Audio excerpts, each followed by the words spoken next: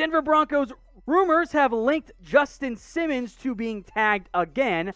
The Denver Post is reporting that a franchise tag is likely here. So I want to make a note as it relates to Simmons. Second tag here. So the franchise tag cost would be about $13.8 million. It's a lot of money for a safety. But if you're Denver, that actually isn't that bad of a deal. That $13.8 million isn't quite top 5 safety money, which Justin Simmons made very clear last year he wanted to get. He's coming off a great 2019 season, and then in 2020, Justin Simmons absolutely balled out. His past 2 years, folks, this is some of the best safety play in the NFL. We always mention Jamal Adams and Derwin James and Eddie Jackson, blah, blah, blah. Past 2 years, it's a very real argument that Justin Simmons has been the best safety in the NFL. Now, from a money perspective, he wants to get top 5 money, and I don't blame him at all. Having gone a year on the tag, he wasn't going to take it last year either. There is a 0% chance that his agent, the same agent as Dak Prescott, by the way, Todd France, will settle for anything remotely less than $14 million. And frankly, if I were his agent, I'd be asking him to be the highest paid safety in the NFL. Because at worst, he's top 5 or top 10. And that guy always gets the bag in a significant way. He has been an awesome football player. And if I'm Denver, I know I have an elite safety. Why would I not pay him? If I pay him now, it'll be less than when Jamal Adams gets paid. It'll be less than when Derwin James gets paid. Less than all these other up-and-coming safeties. So if I'm Denver, I'm just going to throw the bag at Justin Simmons, and then I also have the option to maybe tag a Shelby Harris as well. Let's go to Deshaun Watson here. A couple different notes here. The Panthers, this is what we'll focus on to start. They are apparently plotting a run at Deshaun Watson, which I think makes perfect sense. They have some assets. They're out there clearing salary caps, which, by the way, all teams are going to do when you see a team restructure a deal to make some more cap space. Every team's going to do that this year. That's not unique to, they're going to do something big. They just got to get money to get under the cap even. Carolina, however, despite their obvious connection to Deshaun Watson from a local perspective, Carolina, Clemson, you guys get it. They are not the only team interested. And at least for now, the Texans continue to not want to listen, or at least publicly say, or leak, I should say, that they're going to listen to trade calls. It makes sense that other teams have interest in Deshaun Watson, Carolina being among them, Broncos, Dolphins, also we'll get to them in a second here. Deshaun Watson, the top 10, top 5, top whatever you want to make him quarterback. You don't find those guys potentially readily available very often on the open market. So for a team like Carolina, who I like Teddy Bridgewater, he's not Deshaun Watson. Deshaun Watson's better. Deshaun Watson is a significant upgrade over Teddy Bridgewater. So the interest from Carolina makes plenty of sense. There was also a recent report that the Miami Dolphins expect to be in the mix for Deshaun. Now, being able to build a package around 2 and number 3 pick is strong, and Dolphins fans, I know you get tired of this, but it continues to pop out around the NFL, and it's worth updating and discussing here. The team is not out on tour. Like that's not where Miami is at. Going after a quarterback for Miami only makes sense if it's Deshaun Watson. This is a proven top 10 quarterback who hypothetically is available on the open market. What Peter King did in his most recent article for Pro Football Talk put together a whole bunch of different trade ideas. Some I hated, some I'm like, okay, it's interesting. This was the Miami Dolphins one. Dolphins, of course, well, they get Deshaun Watson, right? Duh. The Texans get Tua Tagovailoa, a 2021 first-round pick, number 3 overall this year, a 2023 first-round pick, plus 2 second-round picks in 2021 and 2022. Christian Wilkins also, by the way, the promising young defensive lineman, goes over to Houston in this deal as well. So who says no to this particular trade? Type D for the Dolphins or type in T for the Texans. It's a weird trade with the way the picks ended up going. In the end, if you can get Deshaun Watson, if you're Miami, as much as I really like Christian Wilkins going forward, I could take Christian Barmore in round 1 this year. Maybe you can convince Houston to be like, hey, take our other first and we'll keep Wilkins. I think you have to consider that if you're Miami. But get your votes in here. D for the Dolphins, T for the Texans.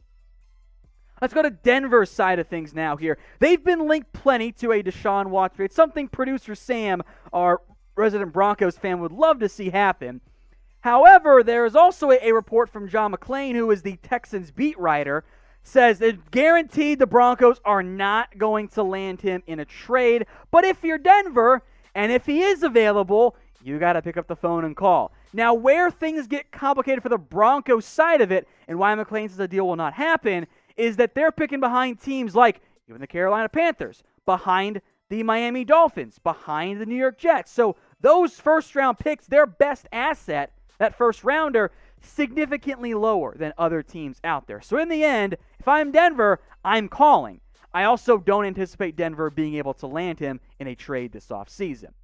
So make your predictions there. And you can still go Houston here as well. Where will Deshaun Watson play in 2021? Is it Houston? Is it the Dolphins, Panthers, Broncos, somewhere else? Get your votes in the comments section.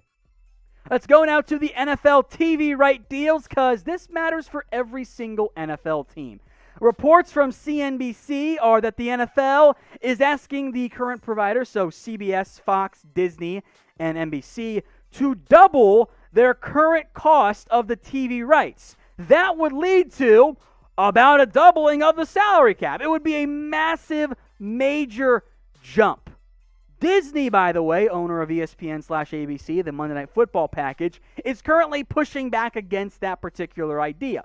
Now, just to put in perspective how ridiculously expensive this is, the current TV deals right now, ESPN for Monday Night Football paying annually $1.9 billion. Fox, $1.2 billion. Or 1.1. CBS, $1 billion. NBC, $160 million. That's annually, by the way. And the NFL wants to make this a 10-year deal. So you double that times 10, you guys can do math. That's a lot of money. And this is why NFL players and agents being smart are like, yeah, we want shorter-term deals so that once this TV money comes in, we can double dip and cash on an ever-growing salary cap. And why smarter teams are like, yes, we'll restructure deals this year and push money down the road when the salary cap goes way up. And why the NFL, by the way, should go with a flat cap in 2020. Because if the millionaires and the owners and the billionaires can't afford a $10 million raise in the salary cap, we got a whole different conversation there. So if I'm the NFL, I know that money's coming. I'm keeping that salary cap nice and high.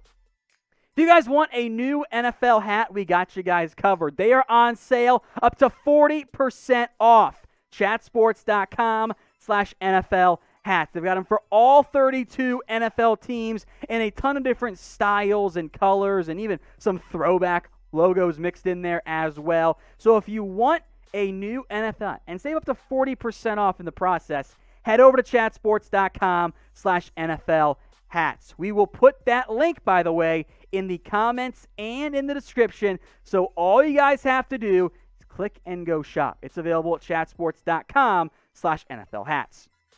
I wanted to bring up this Falcons NFL mock draft from the Falcons' own website as relates to a trade that went down for the Falcons, right? So number 1, Trevor Lawrence. Number 2, Zach Wilson. Number 3, Jamar Chase. The projected trade here by the Falcons' own site was Denver comes up, gets super aggressive.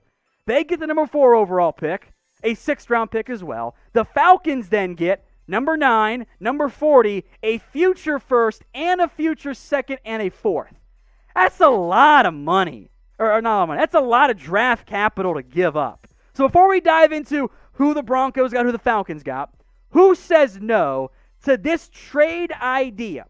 Type B for the Broncos, F for the Falcons. If I'm the Falcons and I don't want to go quarterback, I'm in love here. I move down, get a different guy. If I'm Denver, that's a lot to go get a quarterback. And look, I get it. If the quarterback hits, it's worth it no matter what.